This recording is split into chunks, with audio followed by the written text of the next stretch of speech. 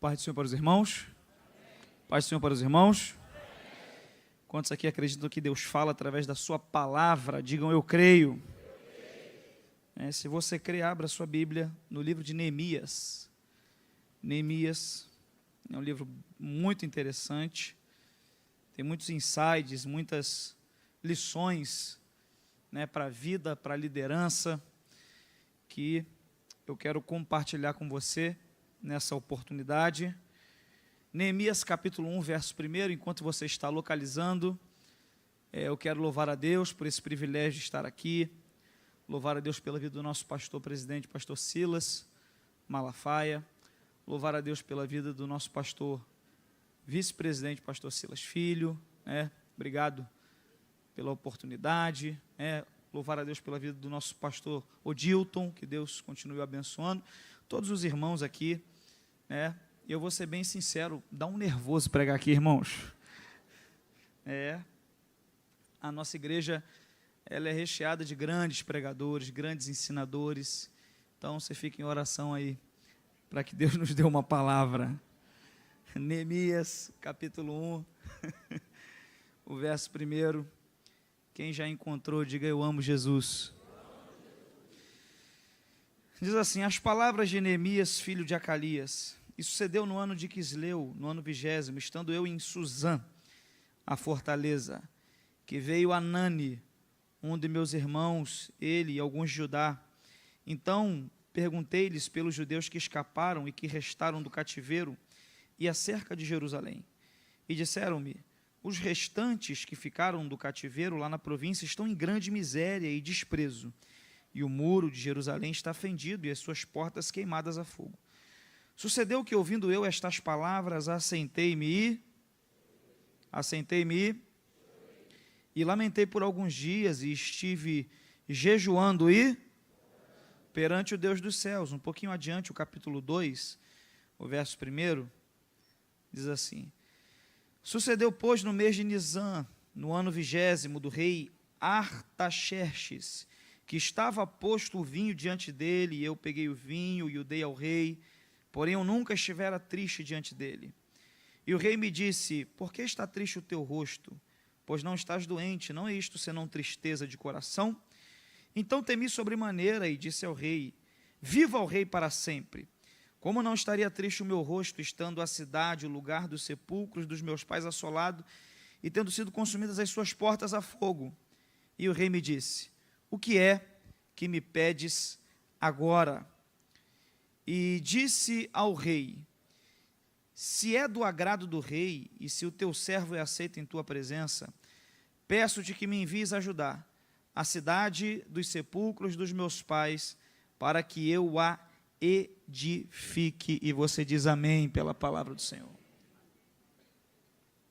Esse texto de Neemias, o livro, na verdade, de Neemias, é um livro muito estudado, muito analisado, porque nele, como eu já disse, estão contidas muitas lições, grandes verdades sobre liderança. E eu quero, em rápidas palavras, dividir algumas lições que eu aprendo aqui sobre liderança com Neemias. A primeira delas está no verso 1, se você estiver com a sua Bíblia aberta, é bom você nunca fechar. O verso 1 diz assim, as palavras de Neemias, filho de Acalias. É interessante a maneira que Neemias começa esse livro dizendo assim, as palavras de Neemias, ou seja, ele está tentando deixar claro que quem está escrevendo esse livro é ele mesmo. Ele está tentando tornar claro que quem está escrevendo esse livro, sobre a história dele, é o próprio, é ele mesmo que está escrevendo. Por que Neemias tem esse cuidado? Porque era contemporâneo de Neemias, um grande homem de Deus, que era sacerdote e também escriba, e é a ele creditado muitos escritos, o segundo livro do profeta Samuel, primeiro livro dos reis, segundo livro dos reis, primeiro crônicas, segundo crônicas, que é Esdras. Então Esdras era um escriba que vinha escrevendo muita coisa, escrevendo muitos relatos, e é contemporâneo de Neemias. Esdras ficava mais na parte espiritual, enquanto Neemias era mais na parte organizacional. Então, Esdras era alguém que estava escrevendo muito, produzindo muito conteúdo, sendo um canal de Deus para um reavivamento do povo. E por isso que Neemias deixa claro que quem está escrevendo a história dele não é Esdras, quem está escrevendo a história dele é ele mesmo. E essa é a primeira lição que eu quero dividir com você, e eu quero que você guarde no seu coração. Por mais que você esteja cercado de pessoas boas, de pessoas que te amam, de pessoas que te queiram bem, quem escreve a sua história é você. Você pode me ajudar e dizer para quem está ao seu lado, quem escreve a sua história é você. Diga para essa pessoa, tem decisões que é você que precisa tomar, tem coisas que é você que precisa fazer, tem atitudes que é você que precisa ter. O nosso problema é que a gente fica delegando a terceiros a responsabilidade pelo nosso sucesso, delegando a terceiros a responsabilidade pela nossa felicidade, delegando a terceiros a responsabilidade por coisas que só competem a nós. Eu quero te dizer isso nessa noite, é você que escreve a sua história. A Bíblia diz assim, os passos de um homem bom são confirmados pelo Senhor. Sabe o que é isso? Você vai dando os teus passos de acordo com os princípios da palavra e Deus vai confirmando e te abençoando. Ao longo da tua caminhada, aparecerão também pessoas que tentarão roubar, arrancar a caneta e o papel da tua história da tua mão. A gente olha para a história de Davi e vê isso muito claramente. Quando Davi vai entregar lanche aos irmãos no campo, e quando lá ele chega, ele vê o gigante afrontando o povo de Deus, e ele pergunta a Eliabe o que seria dado de recompensa a quem derrubasse o gigante, e Eliabe, irmão mais velho de Davi, tenta arrancar a caneta e o papel da história de Davi da mão dele, olha para ele e diz assim, volta as poucas ovelhas de papai, porque não há nada para você aqui no campo de batalha, eu conheço a presunção do seu coração, mas eu gosto de Davi, porque ele não deixou Eliabe escrever a história dele por ele. Davi prossegue na tentativa de enfrentar Golias e vai então até Saul. Saul também tenta tirar a caneta e o papel da história da mão de Davi, e Saul tenta dissuadir Davi e diz assim para ele, olha, o Golias é guerreiro desde a sua mocidade, você é um garoto ainda, mas eu gosto de Davi, porque Davi olha para Saul e diz, olha, o senhor pode não saber, porque é assim mesmo, mas eu tenho uma história com Deus. Sempre que vinha um leão e um urso e tentava atacar as ovelhas de papai, eu enfrentava o leão e o urso, eu não perdia as ovelhas. E Davi então recebe o ok para enfrentar Golias, e você conhece a história. Davi desce ao vale com uma funda, com 5 pedras, um cajado. Golias olha para ele à distância, vê as pedras, vê o cajado e diz, eu sou algum cachorro para mandarem um garoto com paus e pedras na minha direção? Davi olha para ele e diz, tu vens a mim com escudo e com lança, mas eu vou contra ti em nome do Senhor dos Exércitos. Você conhece a história, Davi coloca a pedra na funda, gira a funda e lança a pedra bate bem na fonte, na testa do gigante, e diz a Bíblia que o gigante cai de rosto em terra, ele cai para frente. Isso merece um parêntese nosso, porque se você está de pé e você toma uma pedrada com muita força no seu rosto, o natural é você cair para trás, mas Golias não caiu para trás quando tomou a pedrada, Golias caiu para frente, porque isso aqui eu acredito assim, eu acredito que o que derrubou Golias não foi a pedra que Davi jogou, foi a mão de Deus sobre ele. Então quando Golias cai, você conhece a história, Davi arranca a cabeça dele, e assim Davi entra para a história como um matador de gigantes, sendo ainda um garoto. Sabe por que Davi derrotou Golias no vale? Porque Davi não deixou Eliabe confundir ele, Davi não deixou Saul escrever a história dele por ele, ele desceu no vale, enfrentou o gigante, teve vitória. Ao longo da tua trajetória vão aparecer pessoas que não tiveram coragem de enfrentar o gigante e vão dizer para você, não enfrente também. Vão aparecer pessoas que vão tentar julgar uma atitude tua sem conhecer o teu coração e vão dizer, você está fazendo isso por presunção, por arrogância, por soberba. Mas eu tenho uma palavra para você, desça para o vale e enfrente o seu gigante, porque Deus vai te dar vitória. É você quem escreve a sua história, é você que tem que tomar a decisão, é você que tem que descer. Então a primeira lição que eu aprendo com Neemias é essa, é ele que escreve a história dele. A segunda lição que eu aprendo com Neemias é olhando para a história de Neemias.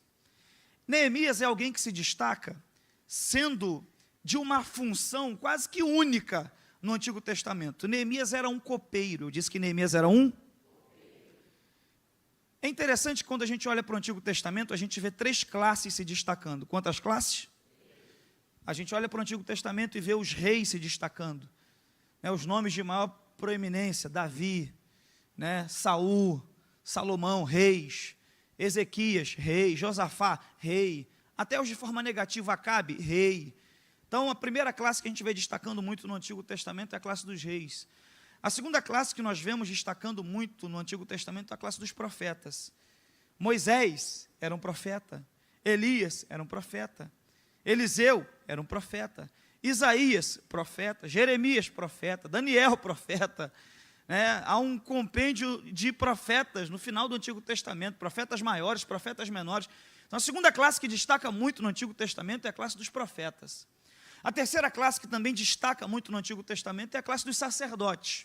Arão era um sacerdote, Eli era um sacerdote, Samuel, além de profeta, era também um sacerdote. Mas quando a gente olha para Neemias, a gente vê alguém totalmente fora do esquadro, destacando. Por quê, pastor? Porque Neemias não é rei, Neemias não é profeta, Neemias não é sacerdote, Neemias é um copeiro, mas mesmo assim fez uma grande obra para Deus e marcou o seu nome na história. E o que eu aprendo sobre liderança com isso? Eu aprendo, irmãos, que eu não preciso tentar ser quem eu não sou para fazer algo grande para Deus. Neemias não precisou ser rei, Neemias não precisou ser profeta, Neemias não precisou ser sacerdote. A única coisa que ele precisou foi ser quem Deus queria que ele fosse. E eu trago isso para você nessa noite. Você não precisa ser quem você não é. Quem foi que disse que você precisa ser rei para fazer algo grande para Deus? Quem foi que disse que você precisa ter uma consagração para fazer algo grande para Deus? Você só precisa se disponibilizar, colocar a tua ferramenta em mãos e falar: Senhor, aonde o Senhor me plantou, com a ferramenta que o Senhor me deu, eu quero fazer algo grande em prol do teu reino. Irmãos, nós estamos no ano de servir, a gente precisa tentar para isso. Quando a gente olha para a Bíblia, cada personagem tem lá a sua ferramenta. Eu estava comentando ali com o pastor Odilton sobre Moisés. Moisés usou uma ferramenta para libertar o povo do Egito, que foi o cajado. Então Moisés libertou o povo do Egito com um cajado. Aí a gente anda mais um pouquinho e vê que Josué, que fez com que o povo conquistasse Canaã, usava também uma ferramenta, era a espada. Então olha que interessante, Josué não usava cajado, Josué usava espada. Aí a gente caminha mais um pouquinho e, relembrando você, Davi derrubou o gigante lançando uma pedra, era a ferramenta dele para enfrentar o gigante, era a pedra. Então, inicialmente Davi não usava espada e nem... Davi usava pedra. Aí a gente caminha mais um pouquinho e vai indo para os Juízes e vendo, por exemplo, Gideão. Gideão não usou cajado, Gideão não usou espada, Gideão não usou pedra, ele usou um cântaro, uma buzina e uma tocha, e com um cântaro, uma buzina e uma tocha, Gideão conseguiu derrotar os midianitas. Com 300 ele derrotou mais de 100 mil. A gente anda mais um pouquinho em Juízes e vê, por exemplo, Sansão. Sansão não usava cântaro, nem buzina, nem tocha, não usava cajado, não usava espada. Sansão usou um osso de jumento, e com um osso, Sansão matou 1000 homens. Aí a gente vai para o Novo Testamento para finalizar, e a gente vê em Atos dos Apóstolos uma mulher chamada Dorcas. E essa mulher usa apenas uma linha e uma agulha, e com uma linha e uma agulha, a Bíblia diz que ela impacta toda a cidade de Jope. E eu quero que você guarde isso. Cada um tem a sua ferramenta e tem que usar ela para a glória de Deus, como Deus ensinou. Você consegue discernir, entender isso e absorver isso essa noite? Talvez a tua ferramenta seja um microfone, use essa ferramenta para a glória de Deus. Talvez a sua ferramenta seja um bisturi, use para a glória de Deus. Talvez a sua ferramenta seja a internet, usa para a glória de Deus. Eu não sei onde Deus te colocou, qual foi o chamado que Deus te deu, mas eu quero te dizer, basta apenas você ser o que Deus quer que você seja, que é suficiente para você fazer algo grande no reino de Deus. É o suficiente. Aí Neemias, ele vai sendo copeiro, e a Bíblia diz que ele recebe uma visita. Ele recebe a visita do seu irmão na fortaleza, e quando ele recebe a visita de Anani, diz a Bíblia que ele faz uma pergunta: como estão os moradores de Jerusalém e a cidade de Jerusalém? A gente vê isso no verso de número 3 e 2, a pergunta de Neemias, ela pode ser dividida em duas partes. Quantas partes? A primeira parte é que Neemias pergunta pelos moradores de Jerusalém. Neemias pergunta pelas pessoas. E a segunda parte, Neemias pergunta pela cidade, pela estrutura, pelos muros. Ao que o irmão dele responde: olha, as pessoas estão em miséria e a cidade está queimada. Isso aqui para mim é uma lição de liderança também em Neemias. Porque a pergunta de Neemias, ele se preocupa com duas coisas, as pessoas e com a cidade. Mas eu gosto da exata ordem que ele faz isso. Ele se preocupa primeiro com as pessoas. Ele pergunta primeiro pelos moradores de Jerusalém. E depois ele pergunta a respeito do lugar. E a gente precisa parar para atentar para isso. Porque Neemias não pergunta primeiro pelo lugar. Neemias não pergunta primeiro pelo muro. Não pergunta primeiro pelas casas. Neemias pergunta primeiro pelas pessoas. Isso é uma liderança, isso é um sinal, isso é uma lição que a gente precisa observar.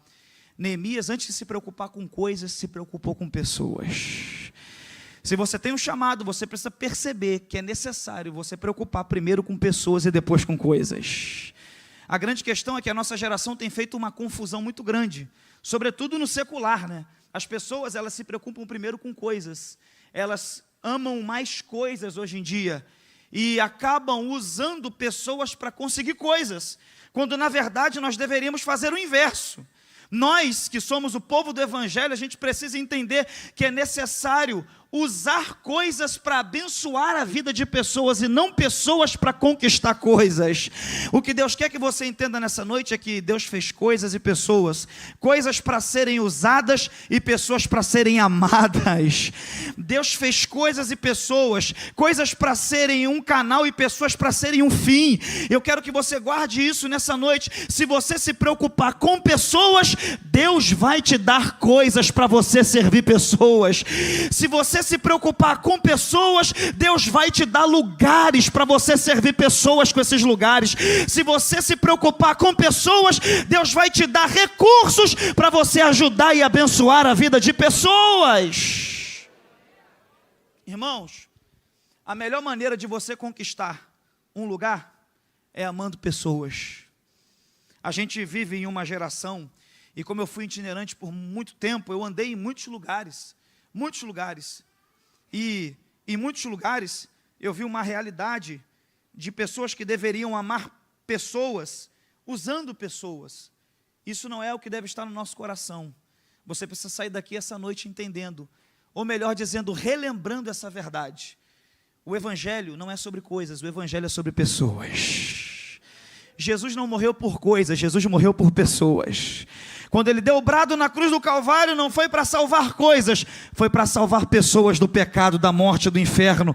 Então guarde isso no seu coração. Quanto mais você amar pessoas, quiser ser canal para pessoas, mais Deus vai te dar coisas, mais Deus vai te usar, mais você vai ser canal de bênçãos. Ame pessoas e use coisas para a glória de Deus. Então Neemias pergunta primeiro por pessoas, depois Neemias pergunta por coisas, pela cidade. Aí o texto prossegue dizendo que ele ouve uma notícia, que é uma notícia que impacta Neemias. As pessoas estão em miséria e a cidade destruída. É o resumo da notícia. E a reação de Neemias me chamou a atenção também. Porque eu vejo aqui Neemias, e é ele que está escrevendo, colocando assim: eu ouvi essas palavras, assentei-me, chorei e lamentei. Isso é diferente daquilo que muitas vezes a gente também observa e que a gente é tentado a fazer. Muitas vezes nós somos tentados a uma espiritualidade de super-homem. E eu gosto de Neemias, porque sendo ele o escritor desse livro, ele faz questão de mostrar uma fragilidade e de demonstrar que ele ouviu uma notícia ruim, ele sentou, lamentou e chorou. Posso te falar uma coisa? Crente também chora. Posso te falar uma coisa? A gente também ouve notícias ruins que às vezes deixam a gente para baixo por um tempo. Posso te falar uma coisa? A você é permitido o luto quando uma notícia ruim vier, quando uma coisa ruim acontecer, quando uma pessoa partir, quando uma expectativa que você tinha muito grande em algo não acontecer. Você precisa entender que você é homem, é ser humano. Você precisa entender essa realidade. Deus não quer de você, Deus não exige de você uma espiritualidade de super-homem. Não é só vitória, só vitória, só vitória. Tem luta também na vida, tem choro também na vida, tem lágrimas também na vida, tem decepções também na vida, tem feridas também na vida. Mas o que você precisa entender é que o luto é legítimo, mas o Espírito Santo atende pelo nome de o Consolador. Aleluia, eu sinto uma graça quando eu digo isso, porque se o luto fosse pecado, não haveria um livro na Bíblia chamado Lamentações. Mas que você precisa entender, quando der vontade de lamentar e de chorar, é que o Espírito Santo é aquele que intercede por nós com gemidos inexprimíveis. Eu não sei o que já te fez chorar, o que está te fazendo chorar, ou o que vai te fazer chorar, mas eu sei que você tem uma companhia que nos teus piores momentos vai te consolar, porque Ele é o Consolador. Aleluia. Então Neemias lamenta, Neemias chora, Neemias demonstra essa fragilidade. Mas uma coisa que eu vejo Neemias fazendo, eu disse aqui que você tem permissão para chorar, para lamentar, mas Neemias, além de chorar e lamentar, a Bíblia diz que ele se assenta e ele começa a jejuar e orar. Quando o luto vier, quando a dor vier, quando a tristeza vier, você tem permissão para chorar. Você só não tem permissão para parar de orar. Você só não tem permissão para parar de jejuar. Chore, mas chore aos pés do Senhor. Sofra, mas sofra crente diante de Deus. Então, Neemias está no luto, mas não deixa de ser crente. Ah, pastor, aconteceu uma coisa ruim, eu tive uma notícia ruim, quero largar esse negócio de ser crente. Não, não é essa a lição. Não é isso que você deve fazer. Ah, pastor, eu recebi uma notícia ruim, eu esperava uma coisa, veio outra, uma pessoa partiu da minha casa por quem eu orava tanto, vou sair da igreja. Você não está aprendendo com Neemias, porque Neemias ora, porque Neemias chora, Neemias lamenta, mas ele não deixa de orar e não deixa de buscar a presença de Deus. E que você saia daqui também essa noite entendendo essa verdade. Quando a dor vier, chore, mas não deixe de buscar a presença de Deus. Não deixe de orar a Deus. Aí Neemias começa a orar, mesmo em meio ao luto, mesmo em meio à dor. Neemias começa a jejuar. E aí entra o capítulo 2. Ele fica um tempo em oração e jejum, e entra o capítulo 2. E tem mais algumas lições aqui que eu quero dividir com você no capítulo 2. A primeira, também no verso 1. Diz a Bíblia: sucedeu, pois, no mês de Nisan, no ano 20º do rei Artaxerxes, que estava posto o vinho diante dele, e eu peguei o vinho e o dei ao rei. Porém, eu nunca antes estivera triste na presença do rei. Isso aqui é mais uma lição de Neemias, porque eu disse para você que ele estava triste, mas ele não deixou de orar. Ele estava triste, mas não deixou de jejuar. E ele estava triste, mas não deixou de servir ao rei.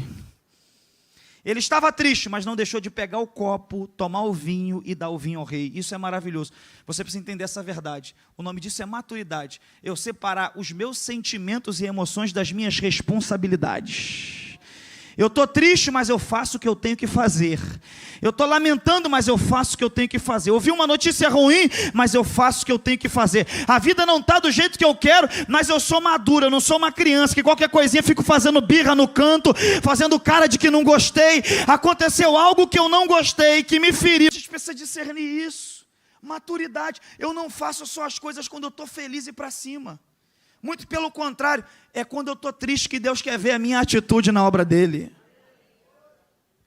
Aí a Bíblia diz que Neemias serve. Esse é um comentário bíblico de um autor chamado Hendricks, que é muito conhecido. Ele diz que Neemias serve vinho. Ele diz que Neemias serve, e o vinho na Bíblia é sinônimo de quê? Alegria. Então Neemias está triste, mas servindo alegria. Eu vou mais uma vez. Neemias está triste, mas servindo alegria. Eu posso te falar uma coisa, o nome disso é ministério. Você está triste, mas servindo alegria. Você está precisando de um abraço e Deus diz, dê um abraço. Você está precisando de uma palavra e Deus diz, dê uma palavra. Você está precisando de um incentivo e Deus está dizendo, incentive alguém. O nome disso é ministério. Ele está triste, mas não vai servir tristeza. Ele está triste, mas serve alegria. Aleluia. Irmão, eu lembro que quando há um tempo atrás, eu gosto de acordar cedo e tudo que eu tenho para pagar de boleto,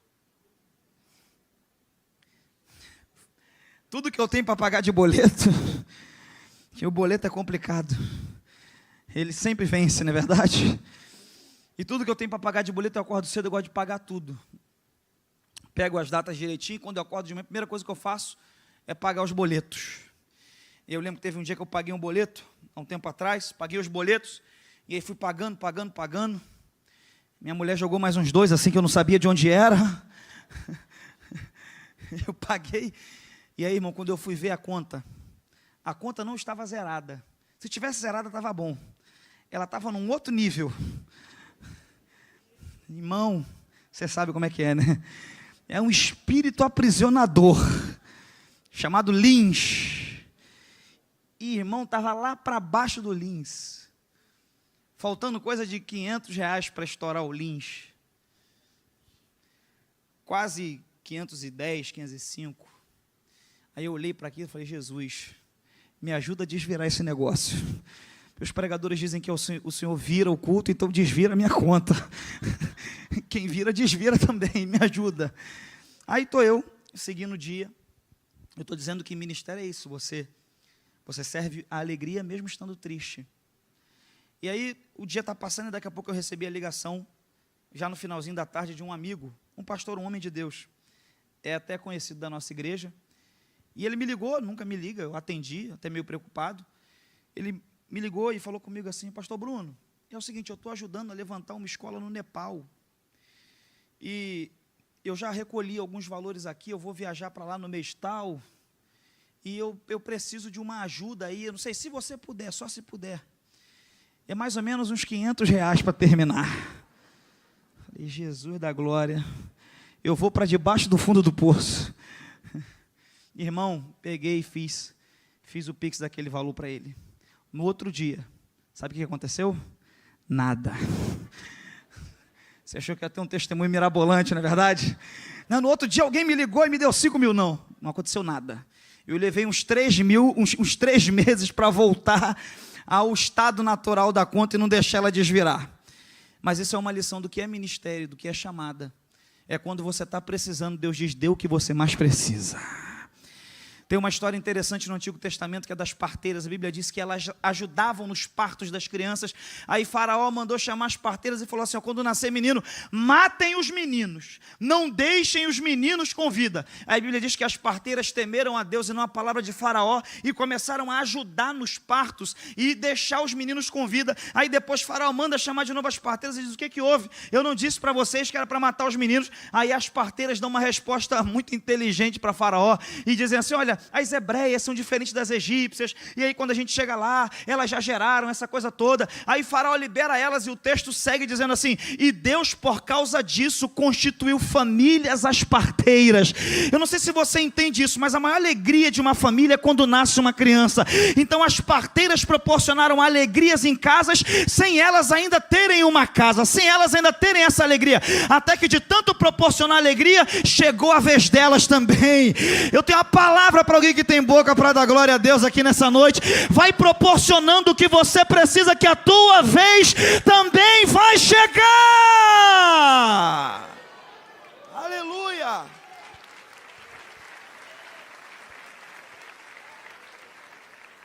Neemias serve o vinho e o rei olha ele servindo, vê o semblante dele caído, olha para ele e diz assim, por que está triste o teu rosto? Isso não é doença. O que está acontecendo com você? Aí o texto diz que ele ora a Deus e dá uma resposta ao rei. E diz, rei, como não estaria triste o meu rosto, estando a cidade, o lugar dos sepulcros dos meus pais, destruído? E aí o rei faz uma pergunta para ele, que é um divisor de águas na vida de Neemias. O rei olha para ele e diz assim para ele, e o que é que você me pede agora? O que você quer diante disso? Isso é maravilhoso, porque Neemias olha para o rei e diz assim, me permite voltar à cidade dos sepulcros dos meus pais para restaurar e edificar aquela cidade. A vida de Neemias começa a mudar aqui. Ele começa a história dele como um copeiro. Agora ele vai se transformar num reconstrutor. E aqui moram também algumas lições importantes para nós. A primeira delas é que eu não vejo na Bíblia Deus mandando Neemias reconstruir nada. Eu não vejo na Bíblia um anjo aparecendo para Neemias e dizendo, vai lá em Jerusalém, eu vou te botar diante do rei, e pede para ele para você edificar a cidade. Não aparece um anjo para Neemias, uma sarça não pega fogo para Neemias, né? Não desce um anjo dizendo, vai nessa tua força, varão valoroso Neemias. Não tem nada disso. Neemias viu uma necessidade, apareceu uma oportunidade, E ele resolveu se disponibilizar para ajudar. E eu acho isso interessante. Isso é uma lição para mim e para você. Que muitas vezes a gente quer que Deus fale alguma coisa. E eu quero te dizer essa noite: Deus não vai falar. Se Ele já te mostrou, faça alguma coisa. Me ajude a pregar. Diga para quem está ao seu lado: Deus não vai falar. Diga para ele: se Deus te mostrar, já é suficiente. Ele quer ver você agir. Ele quer ver você arregaçar as suas mangas. Ele quer ver você se disponibilizar. Não, eu só faço se Deus mandar. Eu só faço se o pastor fulano pedir. Eu só faço se vier um anjo. Eu só faço se eu receber uma profecia. Eu só faço se eu tiver um sonho. Eu só faço se Deus confirmar. Muitas vezes o nosso desejo de uma confirmação é só um escape psicológico para não fazer aquilo que a gente sabe que pode fazer em prol do reino de Deus. Deus te trouxe aqui para dizer: eu já te mostrei. Faz alguma coisa. Aleluia. Se for para aplaudir a Jesus, aplaude com força.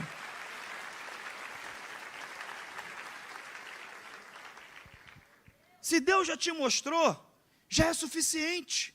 Faz alguma coisa.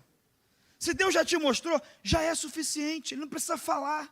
Essa é a primeira coisa que eu observo em Neemias. A segunda coisa que eu observo em Neemias é que Neemias estava diante de uma situação caótica. Jerusalém. A cidade estava caótica, destruída, muro queimado, porta arrebentada. E quando a gente olha para essa realidade, a gente pensa: por que a cidade está assim? Por causa dos pecados do povo, no tempo ainda de Jeremias. Você conhece a história, Jeremias profetizou que se eles não se arrependessem, haveria uma destruição, e houve a destruição, por causa dos pecados de uma outra geração, que não era nem a geração de Neemias. Foi por causa de uma outra geração que Jerusalém foi destruída, e quem destruiu ela foi Nabucodonosor. Isso aqui é muito interessante também em Neemias. Não foi Neemias o responsável pela destruição da cidade, mas ele matou no peito a responsabilidade e falou: eu vou ser o responsável pela restauração dela. Posso te falar uma verdade? Muitas vezes não vai ser você o responsável pela destruição, mas você vai ser o responsável pela restauração. Mereci um glória a Deus mais empolgado da sua parte. Ah, pastor, que é isso? Eu só gosto de restaurar o que eu quebro. Eu só uno o que eu separo. Eu só trago quem eu boto para fora. Então você não entendeu o evangelho, porque o evangelho é assim: você restaura o que não foi você que quebrou, você une o que não foi você que separou, você levanta quem não foi você que derrubou. Aleluia, a gente aprende isso com Jesus Cristo. A Bíblia diz na Epístola aos Romanos: por um homem Adão veio o pecado, a destruição e a morte, mas Jesus olhou do céu e falou: por mim vai vir a restauração e a vida. Aleluia. Deus vai te dar graça para restaurar coisas quebradas. Deus vai te dar graça para levantar pessoas caídas. Deus vai te dar graça para unir, aleluia. Deus vai te dar graça para arrumar. Deus vai te dar graça para restaurar, aleluia. Isso é uma verdade. Então Neemias se propõe a restaurar o que não foi ele que quebrou.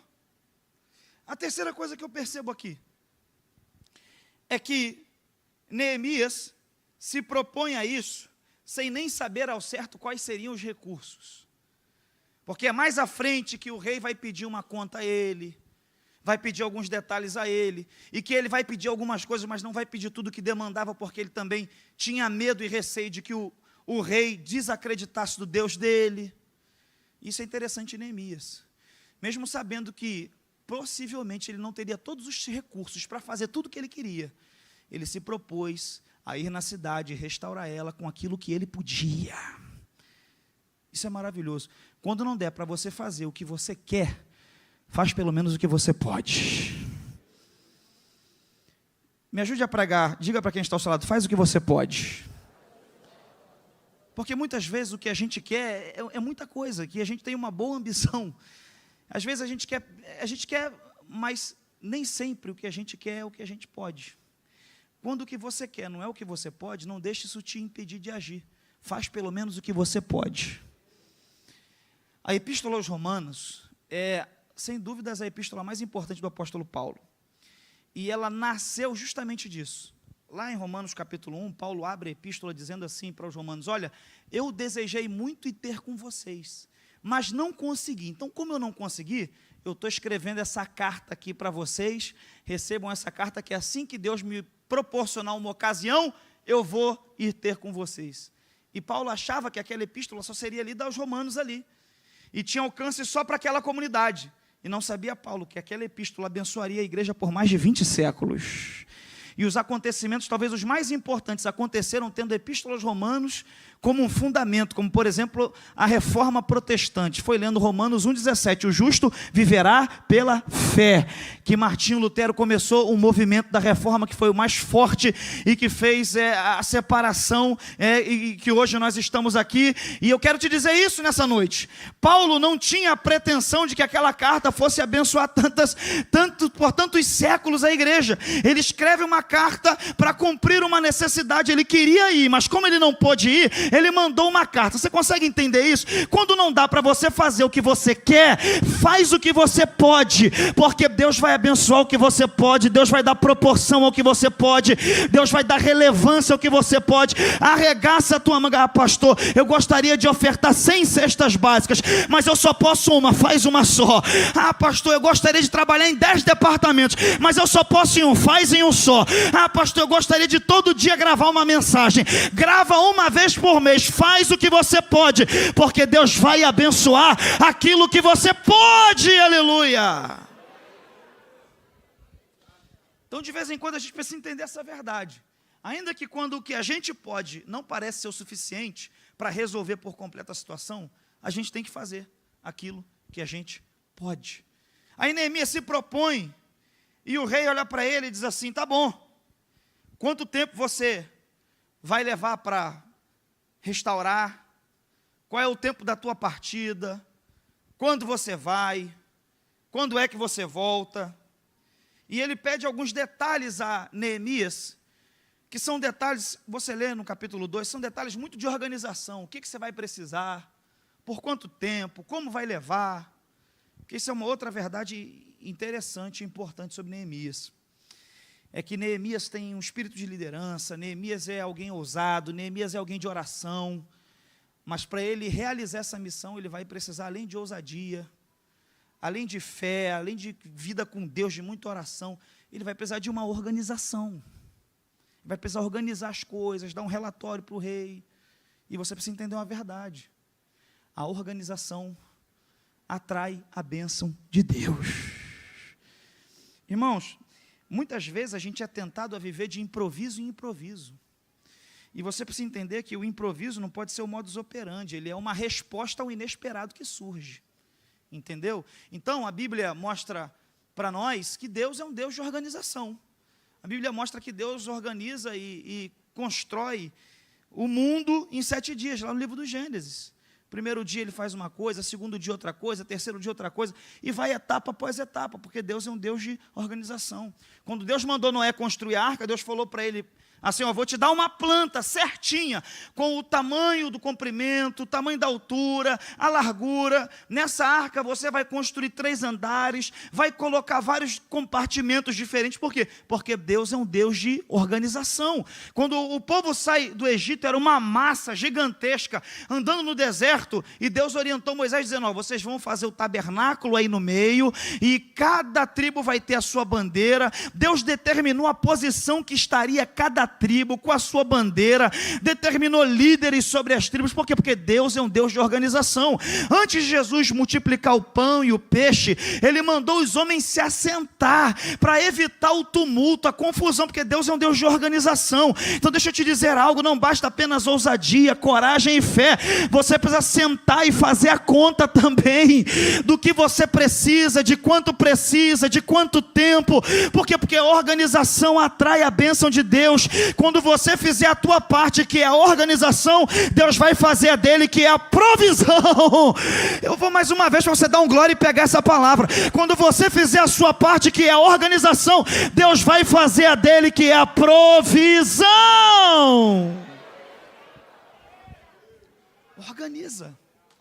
Organiza que Deus vai prover. Organiza que a porta vai abrir.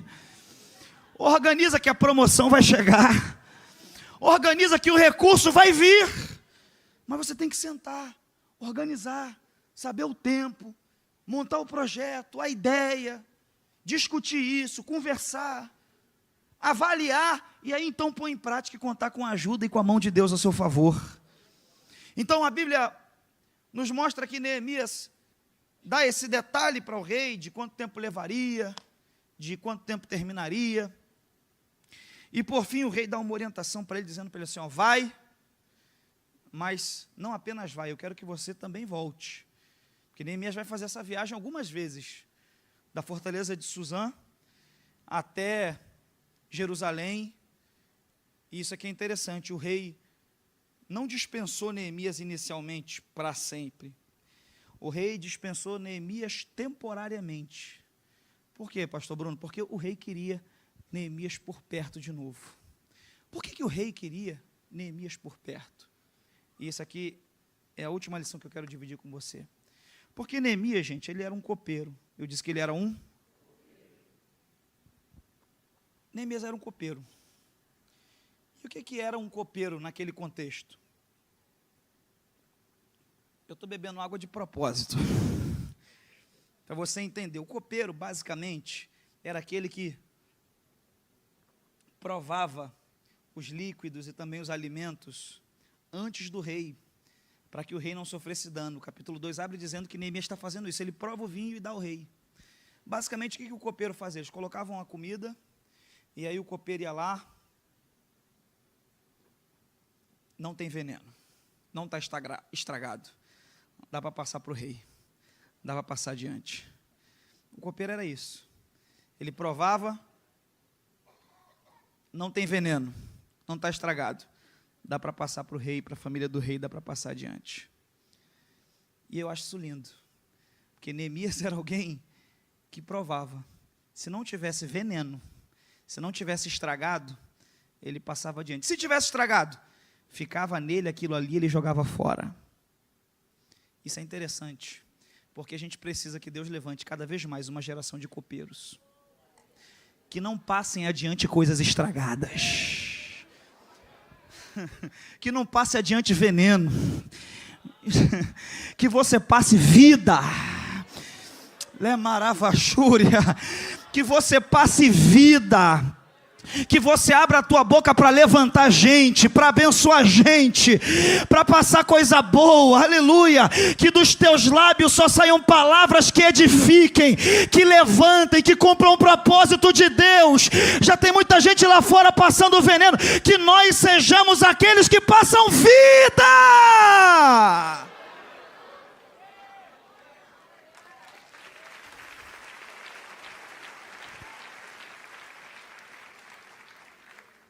Irmão, que a gente tenha sempre esse cuidado de passar a vida, que você seja a pessoa que a fofoca bate em você e morre em você,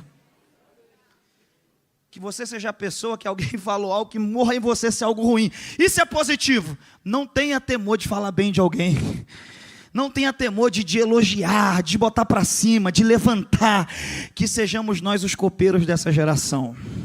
Se depender de mim, ninguém vai ser envenenado. Se depender de você, ninguém vai ser envenenado. Se depender de você, as pessoas serão levantadas. Se depender de você, as pessoas serão preservadas. Se depender de você, as pessoas serão edificadas. Você concorda com isso e pode dar um brado de glória a Deus? Neemias vai a Jerusalém para restaurar a cidade. Você conhece a história. Ele tem um grande trabalho, ele começa dando uma volta em torno de Jerusalém para conhecer o estado.